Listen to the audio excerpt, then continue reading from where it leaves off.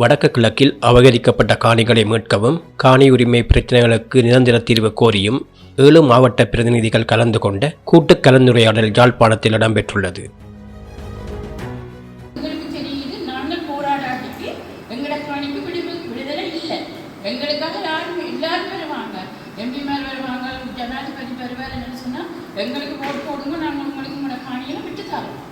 ஆனால் அவங்க அந்த வாக்கு பெருமட்டி தான் இந்த செய்திகள் எல்லாம்.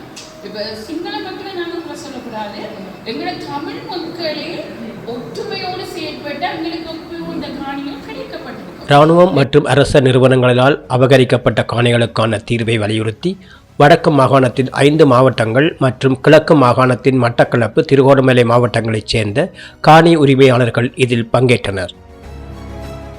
உயர் பாதுகாப்பு வலயங்கள், வனவள மற்றும் தொல்பொருள் திணைக்களங்களின் பெயரில் மக்களின் பூர்வீக நிலங்கள் ஆக்கிரமிக்கப்படுவதால் அவர்களின் வாழ்வாதாரம் கடுமையாக பாதிக்கப்பட்டுள்ளதாக பிரதிநிதிகள் சுட்டிக்காட்டினர்.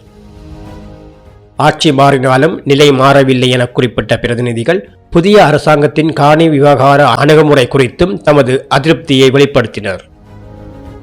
மாவட்ட ரீதியான போராட்டங்களுக்கு அப்பால் வடக்கு கிழக்கு தழுவிய அளவில் மக்கள் ஒருங்கிணைந்து சட்ட ரீதியான நடவடிக்கைகள் மற்றும் சர்வதேச நாடுகளின் கவனத்திற்கு பிரச்சினைகளை கொண்டு செல்வது குறித்து எதிர்கால திட்டங்கள் ஆராயப்பட்டன.